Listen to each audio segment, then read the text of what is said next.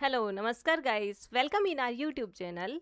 तो जैसे हमने प्रीवियस क्लास के अंदर देखा है degenerative disorder of the neurological disease, या तो न्यूरोलॉजिकल सिस्टम के जो डीजनरेटिव डिसऑर्डर पढ़ रहे हैं उसके अंदर हमने पहले पढ़ा है पार्किंसन डिजीज कंडीशन, जो डोपा रिसेप्टर है उसकी डिस्टर्बेंस की वजह से हो रहा है। सेकेंड हम देखते हैं यहाँ पर मल्टीपल स्क्लेरोसिस। अब मल्टीपल स्क्लेरोसिस है, ये यहाँ पे न्यूरोट्रांसमीटर की ना होकर यहाँ पे जो न्यूरोन की स्ट्रक्चर है उसके अंदर जो माइलिन शीथ होता है उसके डिस्ट्रक्शन की वजह से हो रहा है। तो मल्टीपल स्क्लेरोसिस डिजीज कंडीशन क्या है, जैसे इसके अंदर पहले तो हम देखते हैं माइलिन शीथ क्या होती है।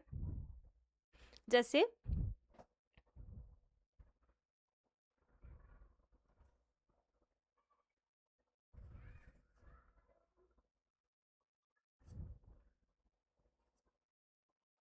जैसे ये है नॉर्मल न्यूरॉन की स्ट्रक्चर। अब ये यहाँ पर इनके प्रेजेंट होती हैं dendrites, number of the fine branches होती हैं जिसको अपन बोलते हैं डेंड्राइट्स, और ये इनका काम होता है परसेप्शन को फील करना, यानी किसी भी तरह की स्टिमुलाई है उसको फील करने का काम होता है डेंड्राइट्स का। उसके बाद में या ये जो बीच वाला पार्ट है इसको अपन बोलते हैं यहाँ पर सेल बॉडी, और इनके बीच के अंदर प्रेजेंट होता है न्यूक्लियस।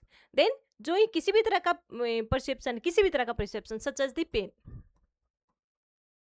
पेन परसेप्शन, तो इसको किसने परसीव किया? डेंड्राइट्स ने। डेंड्राइट्स से इसके अंदर कहाँ पे लेके आया? इन दी सेल बॉडी। अब सेल बॉडी का काम क्या होता है? जो न्यूरॉन है उसकी न्यूट्रिटिव रिक्वायरमेंट है उसको फुलफिल करती है सेल बॉडी। फिर उसके सेंटर के अंदर प्रेजेंट होता है न्यूक्लियस। अब न्यूक्लियस का काम क्या होता है? रीचैनलाइजेशन ऑफ द स्टिमुलस, यानी जो भी किसी भी तरह की स्टिमुलाई है इसका उसको वापस रीचैनलाइज करता है, यानी उसको डायरेक्ट बोल सकते हैं डायरेक्टिंग करता है या फिर गाइडिंग करता है। अब डायरेक्टिंग और गाइडिंग का काम क्या होगा, कहाँ पे लेके जाएगा?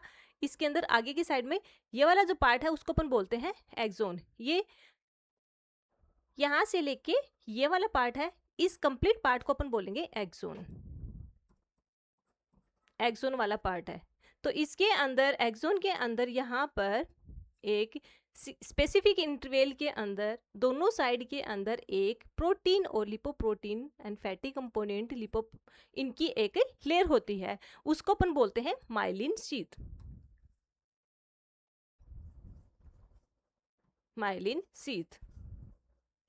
अब इस माइलिन शीथ के दोनों के बीच में जो एक स्पेसिफिक गैप होता है उसको अपन बोलते हैं node of Ranvier. Node of Ranvier. ये जो माइलिन शीथ है इसको फॉर्म करने वाली सेल को अपन बोलते हैं स्वान सेल। Schwann cell. और स्वान सेल को मेंटेन करने का काम होता है जो अपनी ब्रेन की सपोर्टिव सेल्स हैं उसके अंदर आती है ओलिगोडेंड्रोसाइट्स।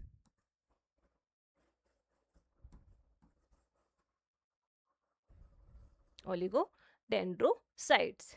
अब मल्टीपल स्क्लेरोसिस के अंदर क्या होगा कि अच्छा सॉरी जी, उसके बाद में जो ही पेन रिसेप्टर है वो कहां पर आएगा? इन दी एक्सोन के अंदर आएगा, और एक्सोन के अंदर जहां पे माइलिन शीथ है वहां पर कंडक्शन नहीं हो रहा है। दैट मीन्स माइलिन शीथ की प्रॉपर्टी क्या रहेगी? Insulating property. अब माइलिन शीथ की प्रॉपर्टी है इंसुलेटिंग। दैट मीन्स यहाँ पर किसी भी तरह का कॉन्ट्रेक्शन नहीं हो रहा है, और जहां पर माइलिन शीथ प्रेजेंट नहीं है जिसको अपन बोलते हैं नोड्स ऑफ द रनवियर, उस वाले पार्ट के अंदर जहां पे माइलिनेटेड शीट नहीं है या फिर हम बोल सकते हैं डीमाइलिनेटेड न्यूरॉन, तो डीमाइलिनेटेड न्यूरॉन है वहां पर कॉन्ट्रेक्शन होता है। तो इसकी यही तरीका है कि यहाँ पे स्टिमुलेशन है कहाँ से? सेल बॉडी से आ जाएगा टर्मिनल बटन्स तक, और टर्मिनल बटन्स के अंदर यहाँ पर केमिकल मैसेंजर प्रेजेंट होते हैं। Chemical messenger. इन केमिकल मैसेंजर का काम होता है, इन केमिकल मैसेंजर को अपन बोलते हैं neurotransmitter.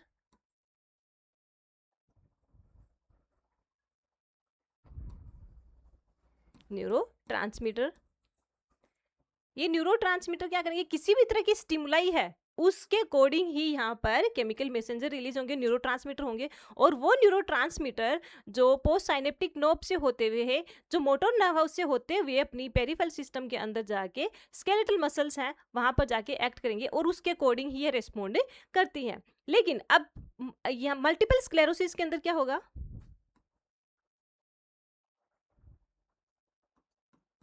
Multiple sclerosis multiple sclerosis के अंदर क्या होता है, ये जो माइलिन शीथ है इसका डिस्ट्रक्शन होने लग जाएगा, destruction of the myelin sheath.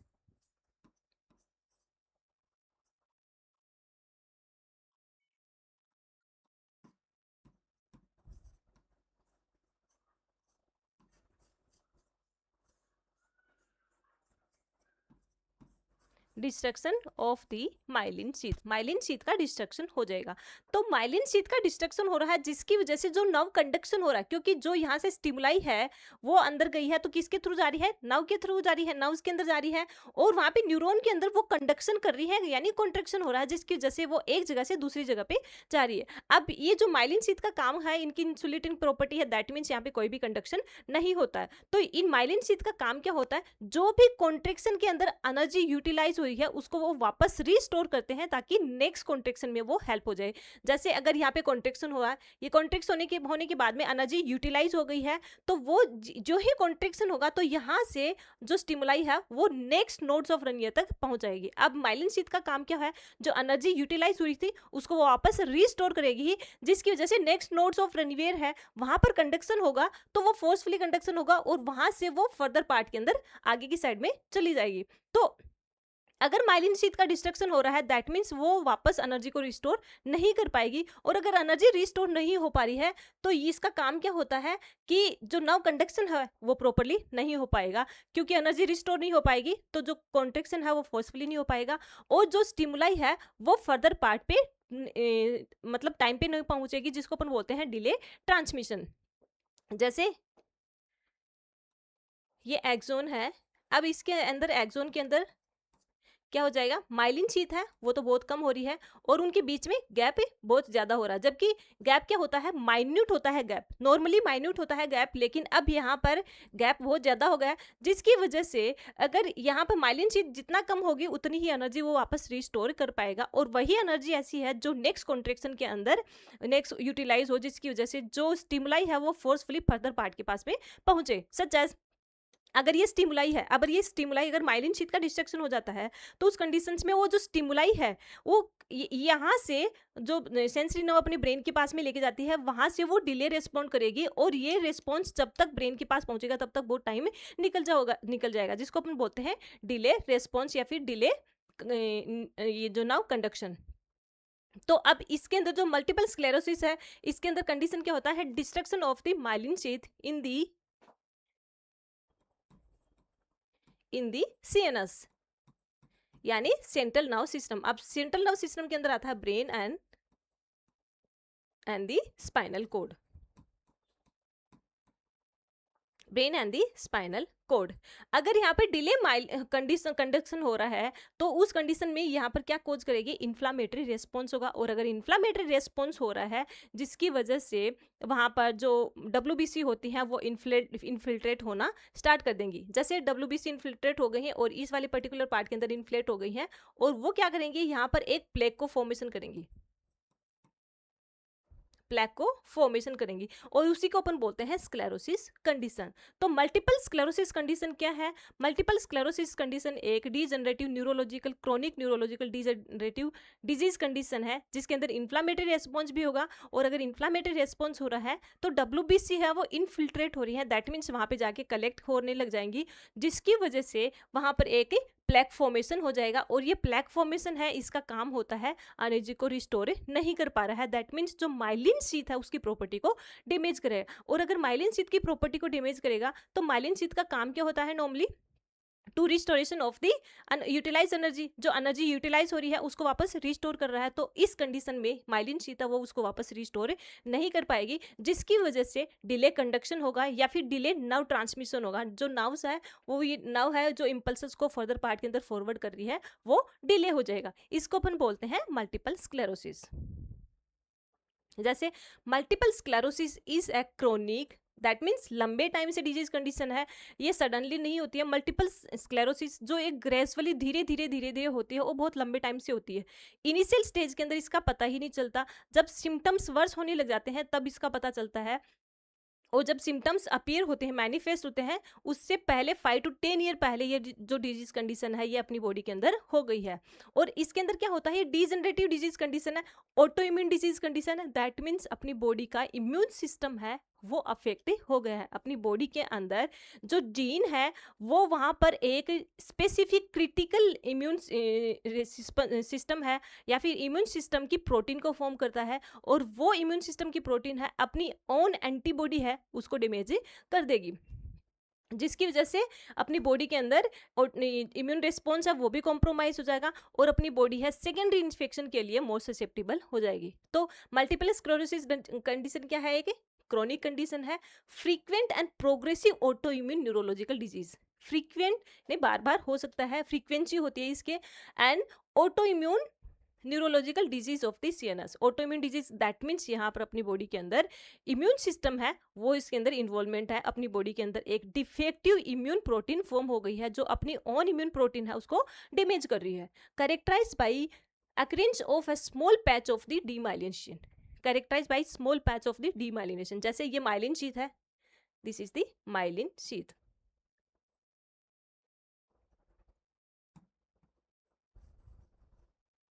ये माइलिन शीथ है, तो यहाँ पे क्या होगा, पैच फॉर्म होना स्टार्ट हो जाएगा, और इसको अपन बोलते हैं sclerosis.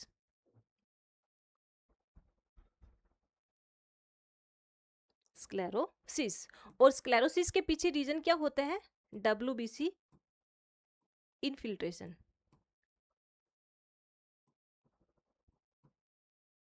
WBC infiltration, then small patch of the demyelination of the white matter of the brain and spinal nerve including the optic nerve। अब जो ब्रेन एंड स्पाइनल कोड है उसका जो व्हाइट मैटर है, व्हाइट मैटर दैट मीन्स वहाँ पे nerve fibre present होते हैं। ब्रेन के अंदर दो मैटर प्रेजेंट होते हैं, white matter and the grey matter. जो व्हाइट मैटर है उसके अंदर नर्व फाइबर प्रेजेंट होते हैं, दैट मीन्स वहाँ पे कंडक्शन हो रहा है। और जो ग्रे मैटर है उसके अंदर सेल बॉडी प्रेजेंट होती है, या फिर उसको अपन बोल सकते हैं न्यूक्लियाई प्रेजेंट होती है। उसका काम होता है एनर्जी रिक्वायरमेंट को फुलफिल करना, जो न्यूरॉन है उसकी। तो यहाँ पर जो व्हाइट मैटर है, व्हाइट मैटर पार्ट कौन सा पार्ट होता है, जहां पर कंडक्शन होता है, axon and the dendrites, axon and the dendrites, जहां पे नर्व फाइबर प्रेजेंट होते हैं और कंडक्शन हो रहा है, उसको अपने बोलते हैं व्हाइट मैटर। तो जो सीएनएस का व्हाइट मैटर है वहां पर जाके एक्ट करेगा, डीमाइलिनेशन होगा, जिसकी वजह से डिले नर्व कंडक्शन हो जाएगा। Demyelination refers to the destruction of the myelin, the fatty and protein material that covers certain nerve fibre in the brain and the spinal cord. अब demyelination refers to the destruction of the myelin sheath, myelin sheath को destruct कर रहा है। अब myelin sheath किससे form होती है, fatty and the protein material से फॉर्म्ड होती है, जो एक्सोन को कवर कर रही है, और एक्सोन को कवर कर रही है, और दो एक्सोन के बीच में सॉरी दो माइलिन शीथ के बीच में एक स्पेसिफिक पॉइंट होता है जहाँ पे माइलिन प्रेजेंट नहीं होती है, जहाँ पे जो एक्सोन है वो एक्सपोज एरिया है, एक्सोन का एक्सपोज एरिया है, उसको अपन बोलते हैं नोड्स ऑफ द रनवियर। और जो नोड्स ऑफ द रनवियर पार्ट है वहीं पे कंडक्शन होता है, सिर्फ और सिर्फ कंडक्शन वहीं पे होता है। तो अगर यहाँ पर ये माइलिन शीथ का डिस्ट्रक्शन हो जाएगा तो एनर्जी यूटिलाइज नहीं हो पाएगी, और उसकी वजह से जो यहाँ से स्टिमुलाई पहुंची है, जैसे यहाँ पर हम मेंशन करते हैं किसी भी तरह का पेन, प्रेशर और टच, किसी भी तरह का स्टिमुलेशन है वो डेंड्राइट पहले परसीव करेगी, उसके बाद में वो कहाँ पे आएगी, सेल बॉडी में आएगी। सेल बॉडी इसको न्यूक्लियस है उसको रीगाइड करेगा, डायरेक्शन करेगा, डायरेक्शन की वजह से वो कहाँ पे आएगा, इन दी डेंड्राइट्स में आएगा। डेंड्राइट्स में यहाँ पे प्रेजेंट होती है माइलिन शीथ प्रेजेंट होती है, इसका काम होता है to restoration of the energy, to restoration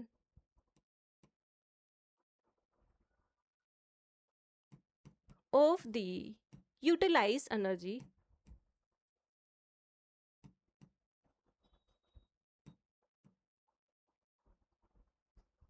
to restoration of the utilize energy. उसके बीच बाद में जो गैप होता है वहां पर होता है कंडक्शन, नोड्स ऑफ रनवियर है वहां पे होगा कंडक्शन,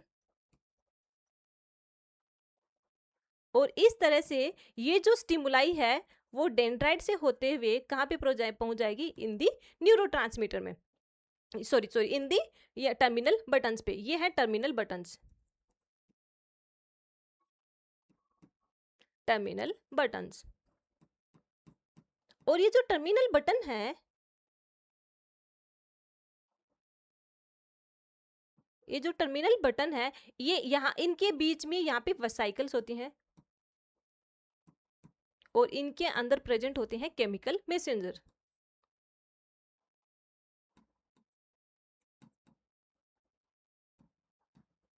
केमिकल मैसेंजर, और ये जो केमिकल मैसेंजर है ये एक स्पेसिफिक स्टिमुलाई के अकॉर्डिंग ही वहां से एक स्पेसिफिक न्यूरोट्रांसमीटर रिलीज करते हैं।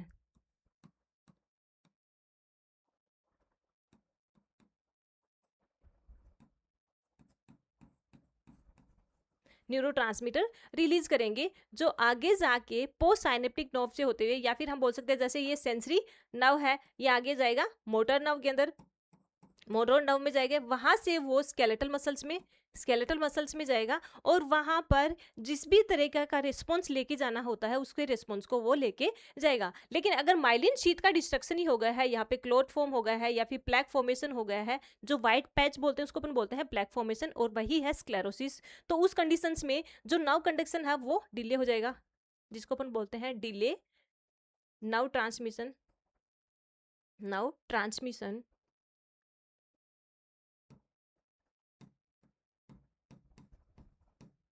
दैट मीन्स अपनी बॉडी है उस टाइम पर भी किसी भी तरह की स्टिमुलाई है उसको टाइम के अकॉर्डिंग परसीव नहीं कर पा रही है और उसके अकॉर्डिंग ही रिस्पॉन्स है वो भी डिले जाएगा, जिसकी वजह से अपनी बॉडी के अंदर बहुत सारी चेंजेस आ सकते हैं, बहुत सारी न्यूरोलॉजिकल डेफिसिट हो सकते हैं, कॉग्निटिव डेफिसिट हो सकते हैं अपनी बॉडी के अंदर, स्केलेटल मसल्स है वो प्रॉपरली फंक्शन भी नहीं कर पा रही है। इसको अपने बोलेंगे मल्टीपल स्क्लेरोसिस कंडीशन। नेक्स्ट हम देखते हैं pathophysiology of the multiple sclerosis. अब मल्टीपल स्क्लेरोसिस पहले तो हम देखते हैं कि जितने भी डिजेनरेटिव डिसऑर्डर कंडीशन है उसका जो एग्जैक्टली कोज है वो नॉन नहीं है, वो अननोन रीजन है, लेकिन कुछ रिस्क फैक्टर हैं उस वो भी इसको अफेक्ट कर सकते हैं। जैसे फर्स्ट वन आता है जेनेटिक फैक्टर, जिसमें आता है HLA जिसको अपन बोलते हैं ह्यूमन ल्यूकोसाइड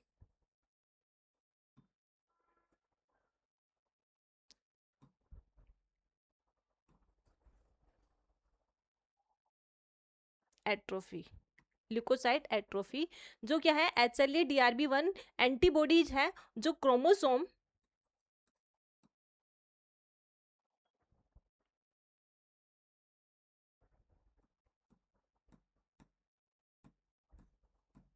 क्रोमोसोम नंबर 6 के अंदर ये क्या कर दी है, अगर ये जो अपनी बॉडी के अंदर एक डिफेक्टिव एंटीबॉडी फॉर्म हो गए हैं, और ये डिफेक्टिव एंटीबॉडी क्या फॉर्म करती है यहाँ पर critical immune system protein.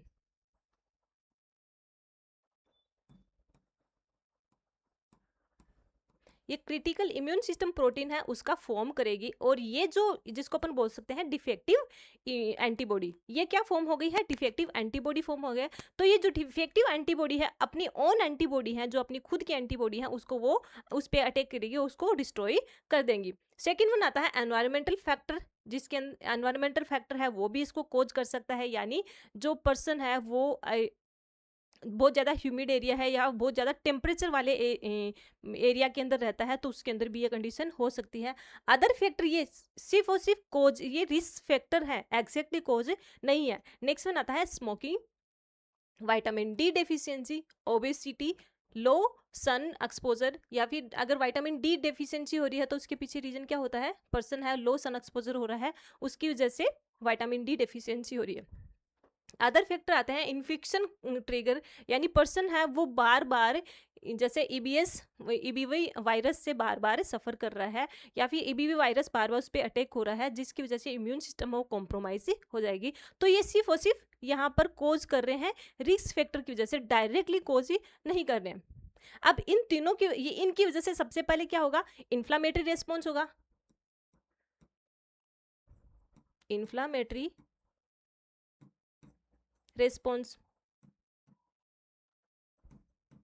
Inflammatory response हो रहा है जिसके अंदर जो टी सेल्स है, टी लिम्फोसाइट्स है, उनका काम क्या होता है, myelin reactive T lymphocyte activation in the peripheral system. क्योंकि इन्फ्लामेटरी रेस्पॉन्स हो रहा है जिसकी वजह से माइलिन शीथ पे एक्ट करने वाली टी सेल्स होती है, टी लिम्फोसाइट सेल्स होती हैं, वो एक्टिवेट हो जाएंगी पेरिफेरल सिस्टम के अंदर। पेरिफेरल सिस्टम यानी अपनी जो बॉडी की स्पाइनल कोड के अलावा जो पेरिफेरल नर्व्स हैं, उसे spinal brain and spinal cord के अलावा जो अपनी बॉडी के अंदर जितनी भी नर्व्स है उसको अपन बोलते हैं पेरिफेरल नर्व। तो जो पेरिफेरल नर्व है उसके अंदर टी लिम्फोसाइट्स हैं, उसका एक्टिवेशन होने लग जाएगा क्योंकि पर्सन है ये जो इसको ये रिस्क फैक्टर है उसकी वजह से इन्फ्लामेटरी रिस्पॉन्स होने की वजह से टी लिम्फोसाइट सेल्स है वो एक्टिवेट हो जाएगी इन दी पेरिफेरल सिस्टम के अंदर। Then infiltration into the CNS, और उसके बाद में वो ब्लड ब्रेन बैरियर है उसको क्रॉस करके सीएनएस के अंदर चली जाएगी, या फिर हम उसको बोल सकते हैं in the brain and the spinal cord के अंदर चली जाएगी। Then blood brain barrier break immune cell recruitment. अब जो डिफेक्टिव एंटीबॉडी है, जो डिफेक्टिव एंटीबॉडी फॉर्म हुआ है अपनी बॉडी के अंदर, उसका काम क्या होता है, जो ब्लड ब्रेन बैरियर है, जो एस्ट्रोसाइट्स मेंटेन कर रही हैं अपनी ब्रेन के अंदर, सबसे पहले उन एस्ट्रोसाइट को डिस्ट्रॉय कर देगा, जिसकी वजह से जो ब्लड ब्रेन बैरियर है वो वहाँ पे फेलियर हो जाएगा और जो एंटीबॉडी है वो सीएनएस के अंदर पहुंच जाएंगी। Then inflammatory response occur and release the cytokines. पहले तो इन्फ्लामेटरी रेस्पॉन्स हो रहा था पेरिफेरल सिस्टम के अंदर, अब वो कहाँ पे हो रहा है, इन दी सीएनएस के अंदर, क्योंकि जो ब्लड ब्रेन बैरियर को क्रॉस करके जो एंटीबॉडी है वो अपनी ब्रेन के अंदर और स्पाइनल कॉर्ड के अंदर पहुंच गई है, तो वहां पर इन्फ्लामेटरी रेस्पॉन्स को कॉज करेगी और इन्फ्लामेटरी रेस्पॉन्स की वजह से वहां पे रिलीज होता है inflammatory mediator cytokines. Inflammatory mediators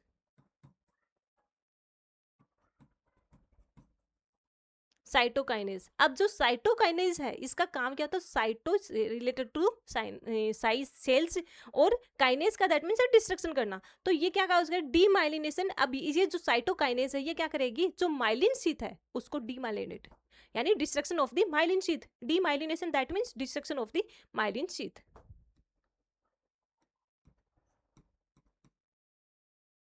destruction of the myelin sheath.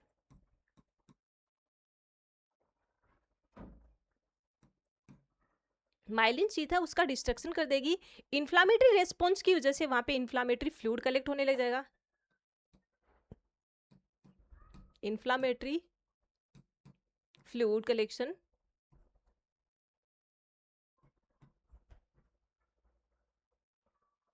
और इन्फ्लामेटरी फ्लूइड कलेक्शन हो रहा है उसको अपन बोलते हैं oedema. Then damage of the oligodendrocytes. अब ओलिगोडेंड्रोसाइट है उसका काम क्या होता है, to maintain and form the myelin sheath. Oligodendrocyte का काम होता है to maintain and form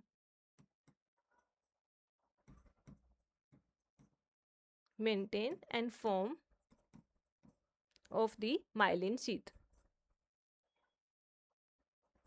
myelin sheath को मेंटेन एंड फॉर्म करने का काम होता है ओलिगोडेंड्रोसाइट्स का। तो ये क्या करेगी, साइटोकाइनेज है वो ओलिगोडेंड्रोसाइट है उसको भी डैमेज कर देगी। सबसे पहले तो जो माइलिन शीथ है उसको डिस्ट्रक्शन करेगी, फिर वहां पे इन्फ्लामेटरी फ्लूइड कलेक्ट हो जाएगा जिसको अपन बोलते हैं एडिमा और दी स्वेलिंग। और उसके बाद में जो ओलिगोडेंड्रोसाइट सेल्स प्रेजेंट है जिनका काम होता है स्वान सेल को फॉर्म करना, और स्वान सेल वही सेल है जो माइलिन शीथ को फॉर्म करते हैं, तो जो ओलिगोडेंड्रोसाइट है उसको डैमेज कर देगी। देन अब रीजन क्या हो रहा है, यहाँ पे इन्फ्लामेटरी रेस्पॉन्स हो रहा है, और इन्फ्लामेटरी रेस्पॉन्स हो रहा है दैट मीन्स यहाँ पर अफेक्ट क्या कर रही है, डब्ल्यूबीसी अफेक्ट कर रही है। Then plaque formation causing a scarring and destruction of the sheath. जो भी शीथ है, जैसे ये माइलिन शीथ है, तो इस माइलिन शीथ के अंदर प्लैक फॉर्मेशन होने लग जाएगा क्योंकि जो डब्ल्यूबीसी है वो कलेक्ट होने लग जाएगी। यहाँ पे एक तो जो डिस्टर्ब या फिर जो डिस्ट्रक्शन हो रहा है माइलिन शीथ का वो भी कलेक्ट होगी जाएगी, उसके साथ साथ में डब्ल्यूबीसी भी कलेक्ट हो रही है, प्लाज्मा प्रोटीन भी कलेक्ट हो जाएगी, और वो क्या करेंगे, एक सॉफ्ट मटेरियल को फॉर्म कर लेंगे और उसको अपन बोलते हैं प्लैक फॉर्मेशन। प्लैक फॉर्मेशन, तो अगर प्लैक फॉर्मेशन हो गया है and the destruction of the cell, तो प्लैक फॉर्मेशन हो गया है, या फिर स्कारिंग यानी स्कार फॉर्म हो गया है जिसको अपन बोलते हैं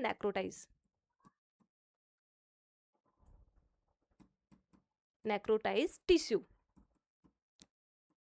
नेक्रोटाइज टिश्यू है वो एक जगह पे कलेक्ट होके उन्होंने एक प्लैक फॉर्मेशन कर लिया जिसकी वजह से जो माइलिन शीथ है वो डिस्टर्ब हो गई है। अब माइलिन शीथ का काम क्या था, ये कोज करी थी, नर्व ट्रांसमिशन में हेल्प करी थी, जिसकी वजह से अगर माइलिन शीथ का ही डिस्ट्रक्शन हो गया है तो जो नर्व ट्रांसमिशन हो रहा है वो प्रॉपर्ली नहीं हो पाएगा। Neurological dysfunction and delay nerve impulses transmission, जो न्यूरोलॉजिकल फंक्शन है वो डिसफंक्शन हो जाएंगे। रीजन क्या होता है, जो नर्व ट्रांसमिशन है वो प्रॉपर्ली नहीं हो पा रहा है, डिले हो रहा है। देन हम देखते हैं stages of the multiple sclerosis. Multiple sclerosis है उसकी 4 स्टेजेस होती हैं जो सिम्टम्स के बेस पे, जिसमें फर्स्ट वन आता है रिलैप्सिंग एंड दी रीमीटिंग सिम्टम्स। अब रिलैप्सिंग का मतलब होता है continuing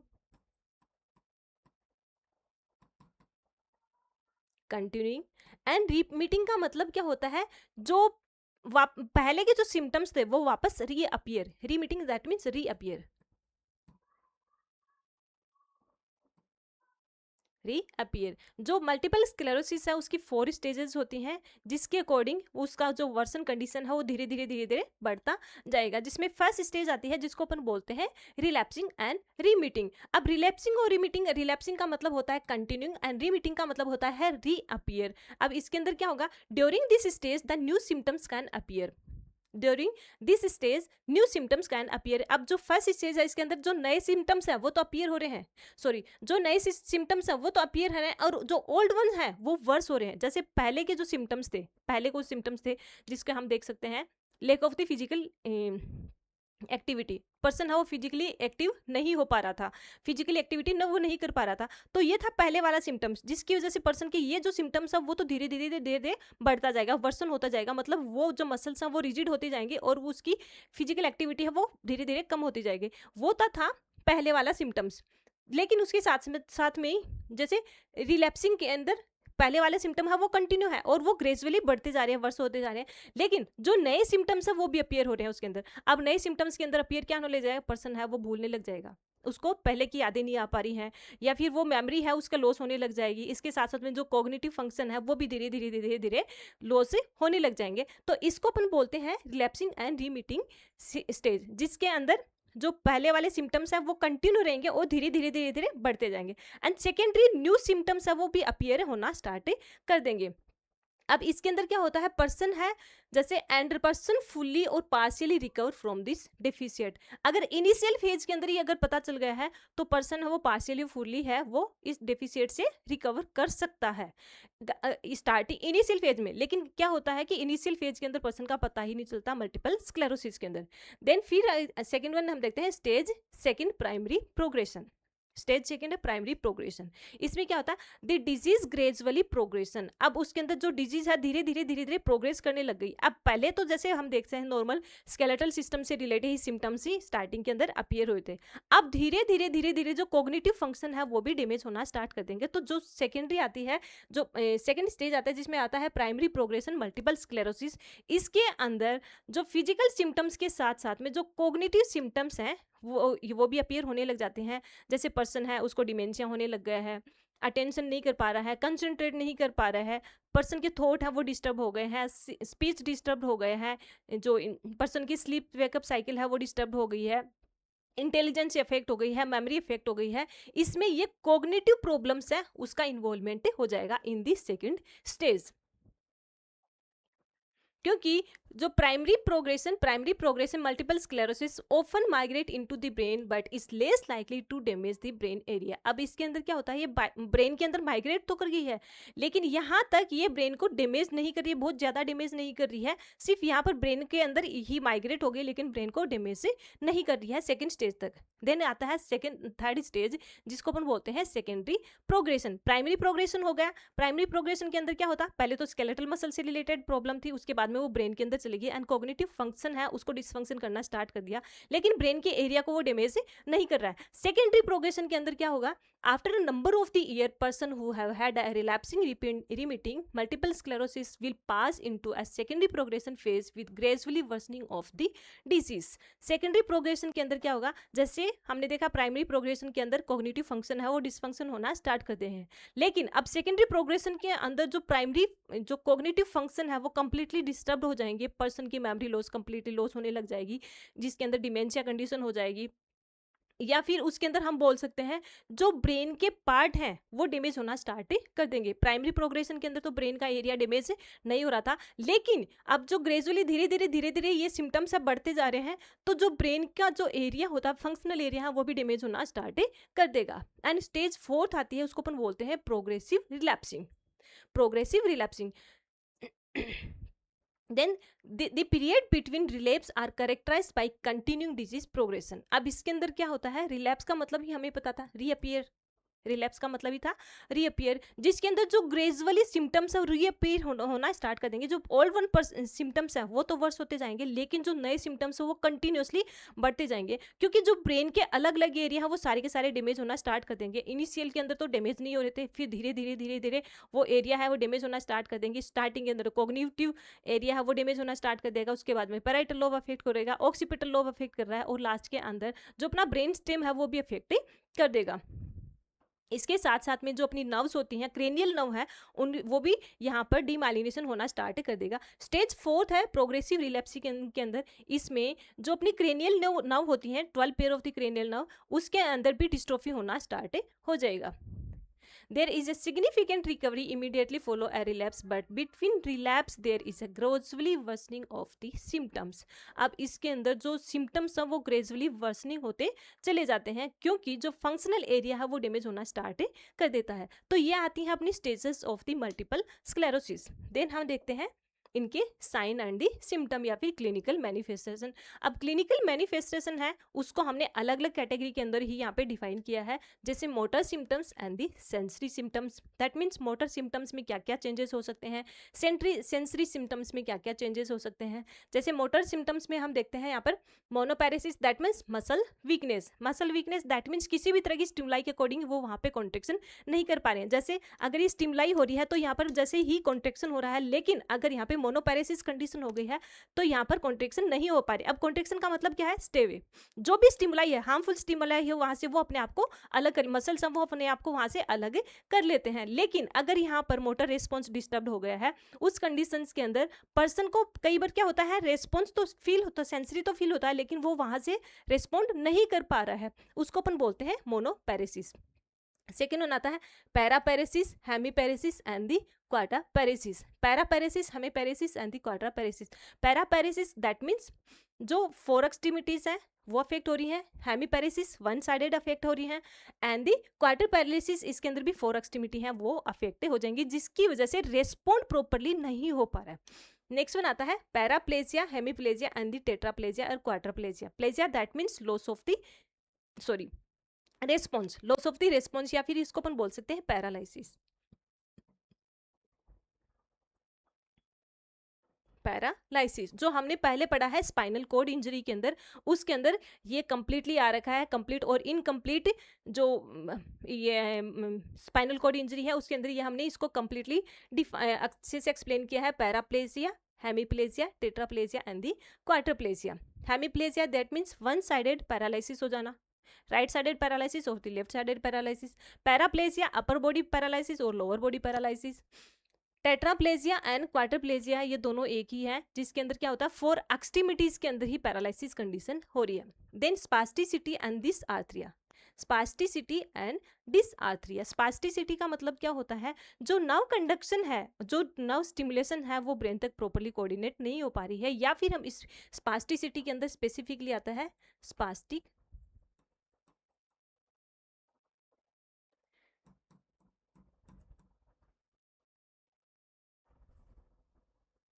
neurogenic bladder. Spastic neurogenic bladder that means bladder और ब्रेन के बीच में जो नर्व सिग्नल्स है वो डैमेज हो जाएगा, जिसकी वजह से वो ये आपस में ब्रेन एंड जो ब्लैडर है वो आपस में, यूरिनरी ब्लैडर है वो आपस में कोऑर्डिनेट नहीं कर पाते हैं, और वही रीजन होता है कि पर्सन है वो उसी टाइम पे यूरिनेट या फिर अर्जेंट यूरिनेट की उसकी टेंडेंसी हो जाती है, उसको अपन बोलते हैं spasticity. And dysarthria that means dys का मतलब होता है abnormal, arthria that means joint, यानी जो जॉइंट मूवमेंट है वो प्रॉपर्ली नहीं हो पा रहे हैं। मसल एट्रोफी, मसल है वो श्रिंक आउट हो जाएंगी, एट्रोफी कंडीशन होना स्टार्ट कर देगी, जिसकी वजह से मसल स्ट्रेंथ है वो भी कम हो जाएगी, मसल टोन है वो भी लूज हो जाएगी। Then spasm and the cramps, cramps and spasm. Cramps की वजह से मेन रीजन होता है calcium channel, calcium and spasm that means lack of the contraction, वहां पे कॉन्ट्रिक्शन नहीं हो पा रहा है। हाइपोटोनिया, जो मसल की टोन्स हैं वो लूज हो जाएंगी, जिसको अपन बोलते हैं हाइपोटोनिया। रेस्टलेस लेग सिंड्रोम, जी अगर हाइपोटोनिया कंडीशन हो रही है जिसकी वजह से जो अपनी लेग्स होते हैं उसके अंदर कंटिन्यूअसली एक abdominal सेंसेशन होता है, उसको अपन बोलते हैं restless syndrome. Then foot drop and the dysfunction of the reflexes, foot drop होने के चांसेस रहेंगे and dysfunction of the reflexes, जो भी रिफ्लेक्सेस अपने वो डिसफंक्शन हो जाएंगे। अब रिफ्लेक्सेस के अंदर जिसमें आता है अपने gastro-oesophageal reflexes, coughing reflexes, gag reflexes, इसके साथ साथ में ही जो स्पाइनल रिफ्लेक्सेस हैं वो सारे के सारे डिसफंक्शनल हो जाएंगे या फिर डिक्रीज हो जाएंगे। ये तो आता है अपना मोटर सिम्टम्स के अंदर। देन सेकेंड वन हम देखते हैं सेंसरी सिम्टम्स। अब सेंसरी सिम्टम के अंदर जैसे फर्स्ट वन आता है पैरेस्थेसिया, जिसको अपन बोलते हैं loss of the sensation, loss of the sensation, यानी पर्सन है किसी भी तरीका की स्टिमुलाई है उसको परसीव नहीं कर पा रहा। जैसे अभी यहाँ पर ये स्टिमुलाई है तो ये पर्सन है वो उसको फील नहीं कर पाएगा। अनेस्थीसिया, इसको भी अपन बोलते हैं loss of the sensation. Paraesthesia है वो partially loss of the sensation होता है, जैसे एनेस्थीसिया वो completely loss of the sensation. Then neuroglia, neuroglia that means nerve pain, जो नर्व्स हैं उसके अंदर पेन होना स्टार्ट कर देंगे। Neuropathic and the neurogenic pain, neuroglia, neuropathic and the neurogenic pains, that means nerves के अंदर पेन होना स्टार्ट कर देगा। देन प्रोप्रियोसेप्टिव डिसफंक्शन, अब प्रोप्रियोसेप्टिव का डिसफंक्शन, ये प्रोप्रियोसेप्टर्स क्या होते हैं, वो रिसेप्टर्स जो टेंडन, जॉइंट्स एंड लिगामेंट से रिलेटेड सेंसरी इंफॉर्मेशन उसको ब्रेन तक या फिर उसको परसीव करते हैं। Joints, tendons and ligaments। तो अब जॉइंट, टेंडन और लिगामेंट से के पास में जो भी किसी भी तरह की स्टिमुलाई होती है, सेंसरी स्टिमुलाई है, वो प्रॉपर्ली परसीव नहीं कर पाएंगे। नेक्स्ट वन हम देखते हैं, लास्ट वन आता है ट्राइजेमिनल न्यूरल्जिया, यानी जो ट्राइजेमिनल नर्व्स है उसके अंदर सीवियर पेन होना स्टार्ट कर देगा, जो अपने नोज को है, फेस को है, उसको सप्लाई कर रही है। तो ये आता है सेंसरी रेस्पॉन्स। उसके बाद में सेंसरी सिम्टम्स। देन हम देखते हैं इसके अलावा coordination and balance symptoms, coordination and balance symptoms, जिसके अंदर फर्स्ट वन आता है एटेक्सिया। एटेक्सिया का मतलब होता है slow movements,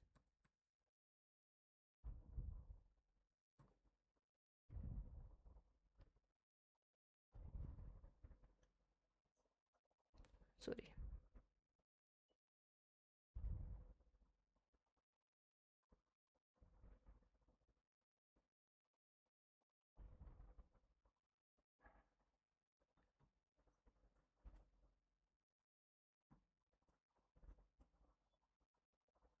slow movement and uncoordinated movement,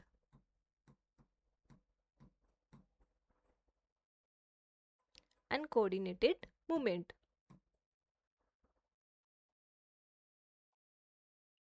second next one आता है इंटेंस ट्रेमर, यानी जो ट्रेमर सैकिंग, ट्रेमर्स का मतलब होता है सैकिंग होना, एक्सट्रीमिटीज हैं अपनी लिम्स एक्सट्रीमिटी है वो कंटिन्यूअसली सैक होना स्टार्ट कर देंगे, तो वो इंटेंस ट्रेमर हो जाएगा।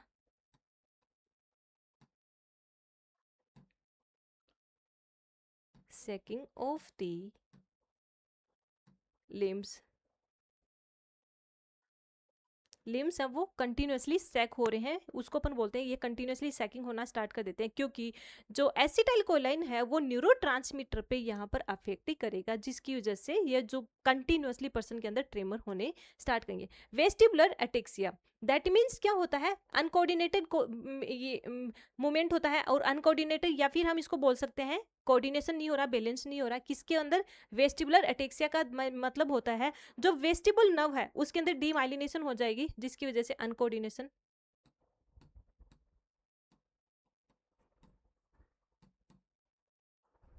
And imbalance, imbalance. और ये जो वेस्टिबुल नर्व है ये किसको सप्लाई कर रही है, ईयर को।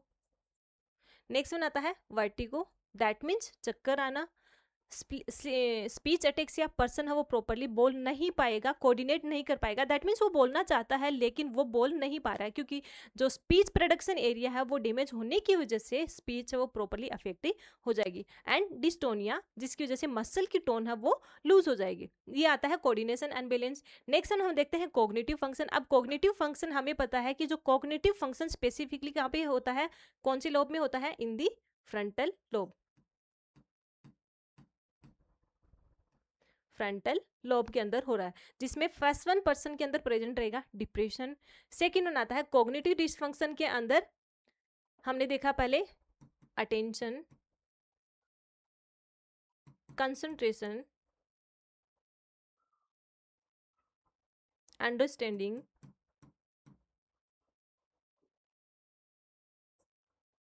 जजमेंटल, जजमेंट्स, ये सारे के सारे अफेक्ट हो जाएंगे पर्सन के। Dementia that means loss of memory. इसके साथ साथ में बिहेवियल चेंजेस,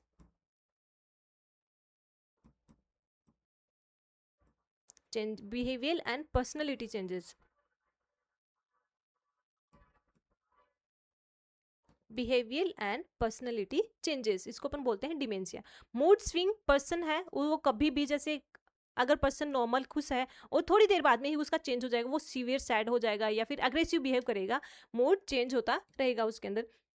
इमोशनल लाइबिलिटी, यानी पर्सन है वो इमोशनली किसी पे डिपेंडेंट रहने लग जाएगा, या फिर जैसे नॉर्मल इमोशन है लेकिन पर्सन है वो पर्सन को वो स्पेसिफिक इमोशन है वो ज़्यादा ट्रिगर कर रहे हैं, तो ये जिसको अपन बोलते हैं emotional liability. And next one आता है यूफोरिया। यूफोरिया का मतलब होता है strongly feeling of the happiness. Person है वो अपने आप को बहुत ही स्ट्रोंगली फील करता है कि वो बहुत खुश है। Strongly feeling of the happiness,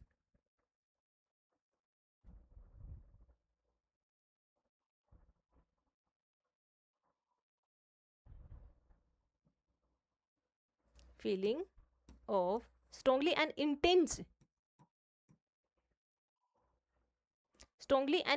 feeling of the happiness, इसको अपने बोलेंगे यूफोरिया।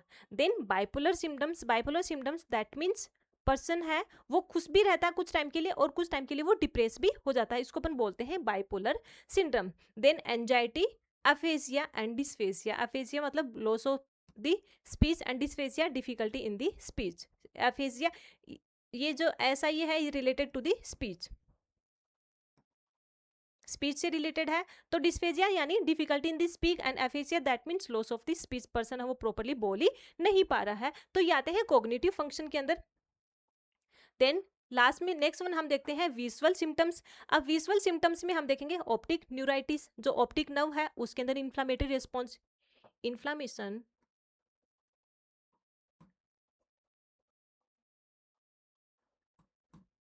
इन दी ऑप्टिक नर्व।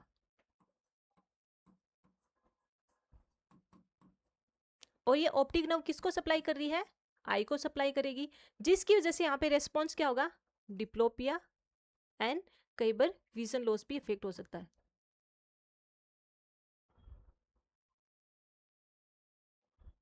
डिप्लोपिया कोज करेगा, इसके साथ साथ में ही विजन लॉस, यानी पर्सन अब वो देख भी नहीं पाएगा, क्योंकि अगर इन्फ्लामेटरी रेस्पॉन्स की वजह से कंटिन्यूसली इन्फ्लामेटरी रेस्पॉन्स की वजह से ऑप्टिक नर्व डैमेज हो जाएगी, तो इसकी वजह से पर्सन है उसकी विजन भी लॉस हो जाएगा। नेक्स्ट वन आता है नेस्टिगमस, जर्की आई मूवमेंट्स, जो आई मूवमेंट्स है वो जर्की आई मूवमेंट्स रहेंगे। देन इंट्रा न्यूक्लियर ऑफ्थेल्मोलॉजिया, यानी जिसको अपन बोलते हैं lack of the coordination between the two eyes. Intra nuclear ophthalmoplegia का मतलब होता है दोनों आईज के बीच में जो कोऑर्डिनेशन होता है वो लूज हो जाएगा, दोनों आई आपस में एक दूसरे को कोऑर्डिनेट नहीं कर पाएंगे। देन अफरेंट प्यूपिल डिफेक्ट या फिर अबनॉर्मल प्यूपिल रिस्पॉन्स, जो अपनी आईज के अंदर प्यूपिल होती हैं, जो ब्राइट लाइट और डिम लाइट के अंदर कॉन्स्ट्रिक्ट एंड डायलेट हो रही हैं, वो प्रॉपरली रिस्पॉन्स नहीं कर पाएंगी। नेक्स्ट हम देखते हैं ball and bladder symptoms. Ball and bladder symptoms के अंदर हमने पहले भी देखा था, स्पास्टिक न्यूरोलॉजिकल न्यूरोजेनिक ब्लेडर हो रहा है, जिसकी वजह से पर्सन है वो अर्जेंट यूरिनेट के लिए फील कर पा रहा है, क्योंकि ब्लेडर एंड ब्रेन है उनके बीच में आपस में जो रिफ्लेक्सेस होते हैं उसकी वजह से वो कोऑर्डिनेट नहीं कर पा रहा है, क्योंकि रिफ्लेक्शन है वो सारी की सारी रिफ्लेक्सेस हैं वो लूज हो रखे हैं। Then frequent micturition, that means बार बार यूरिनेट करना। फ्रीक्वेंट मिक्चुरेशन का मतलब होता है बार बार यूरिनेट करना। एंड ब्लैडर स्पास्टिसिटी, जिसको अपन बोलते हैं ब्लैडर स्पास्टिसिटी को हम बोलेंगे न्यूरोजेनिक ब्लैडर, न्यूरोजेनिक ब्लैडर। और किस तरह का है ये? Spastic neurogenic bladder, spastic neurogenic bladder, जिसके अंदर brain and bladder, brain and bladder के बीच में जो कोऑर्डिनेशन हो रहा है वो नहीं हो पाएगा। रीजन क्या होता है? Due to the spinal loss of the spinal reflexes, loss of the spinal reflexes.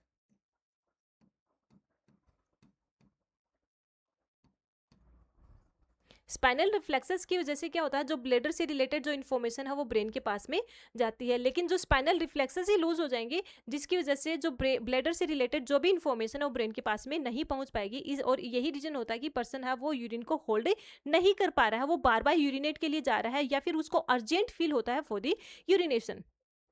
Then flaccid bladder, bladder है वो फ्लैसिड हो जाएगा। कॉन्स्टिपेशन, पर्सन को कॉन्स्टिपेशन रहेगा, क्योंकि पेरिस्टाल्टिक मूवमेंट कम हो रखे हैं इन द इंटेस्टाइन, जिसकी वजह से पर्सन को कॉन्स्टिपेशन होने के चांस रहते हैं। देन फीकल अर्जेंसी और द इनकंटिनेंसी। अब यहाँ पर दो कंडीशन होती है। फीकल अर्जेंसी दैट मीन्स उसको उसी टाइम पे यूरिन फीकल को पास आउट करना है, स्टूल को पास आउट करना है। एंड इनकंटिनेंसी दैट मीन्स पर्सन का कंट्रोल नहीं हो रहा है। अब इसके अंदर भी क्या होता है, जो यहाँ पर हम देखते हैं बॉल एंड ब्लेडर से रिलेटेड जो भी है, यहाँ पे स्पाइनल नर्व्स है वो उसको कोऑर्डिनेट कर रही है, लेकिन अगर स्पाइनल नर्व ही डैमेज हो गई है जिसकी वजह से स्पाइनल रिफ्लेक्सेस कोऑर्डिनेट नहीं कर पा रही हैं, तो बॉल एंड ब्लेडर्स के जो फंक्शन वो सारे के सारे डिसफंक्शन हो जाएंगे, जिसमें स्पेसिफिक आता है इनकंटिनेंसी। रिटेंशन बहुत कम होता है, इनकंटिनेंसी कंडीशन आएगी।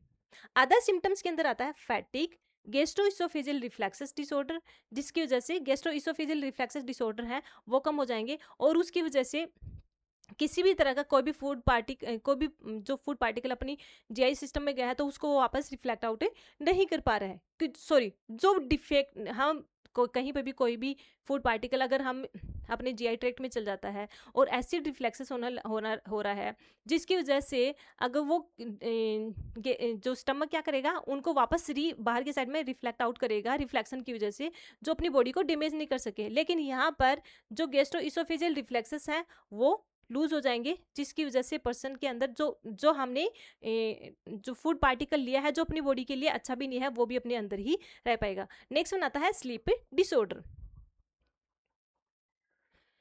देन नेक्स्ट वन हम देखते हैं यहाँ पर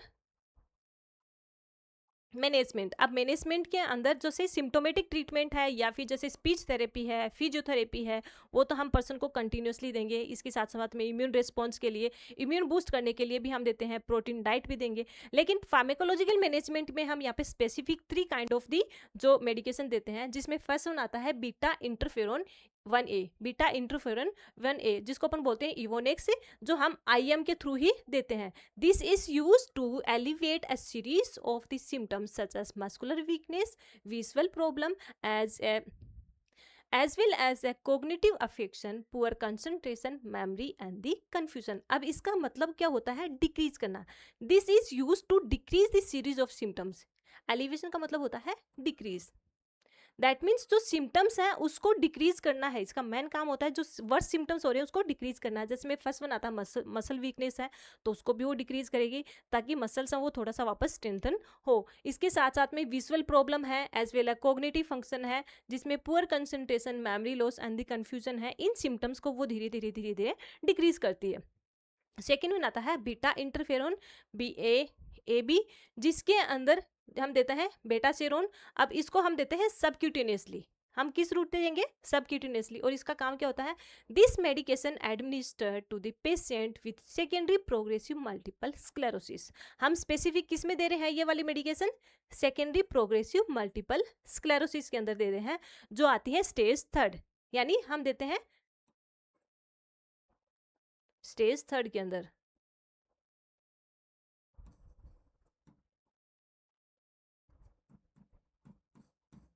स्टेज 3 के अंदर हम ये पर्सन को देते हैं। और इसका मेन काम क्या होता है? जो सेकंड थर्ड स्टेज के अंदर कंडीशन क्या हो रखी थी, जो सिम्टम्स है वो कोग्निटिव जो फंक्शनल एरिया है उसको डैमेज करना स्टार्ट कर देता है। तो फंक्शनल एरिया को डैमेज होने से प्रिवेंट करता है ये beta interferon 1b। Then third one देते हैं हम कोपाक्सोन। कोपेक्सोन का काम क्या होता है? Copaxone is the medication is administered subcutaneously. किस रूट से हम देंगे? Subcutaneously, to decrease the frequency and duration of the multiple sclerosis. जो frequency and duration of the multiple sclerosis, that means बार बार उसको रीअटैक हो रहा है, उसकी फ्रीक्वेंसी को कम करना है। और मल्टीपल स्क्लेरोसिस है, उसका जो एपिसोड्स है, ड्यूरेशन है, उसको कम करने का काम है। ये जिसको अपन बोलते हैं कोपेक्सोन मेडिकेशंस। तो ये था अपना मल्टीपल स्क्लेरोसिस। इसके साथ साथ में ही हम सप्लीमेंट में क्या देते हैं पर्सन को? विटामिन सी सप्लीमेंट देंगे, विटामिन B12 देंगे, आयरन, फोलिक एसिड देते हैं। इसके साथ साथ में हम पर्सन को हाई प्रोटीन रिच डाइट देंगे, जिसकी वजह से पर्सन के इम्यून सिस्टम को हम सपोर्ट कर सकें। फैट कंपोनेंट पर्सन को नहीं देंगे। कंटिन्यूसली पर्सन की फिजिकल एक्सरसाइज करवाएंगे।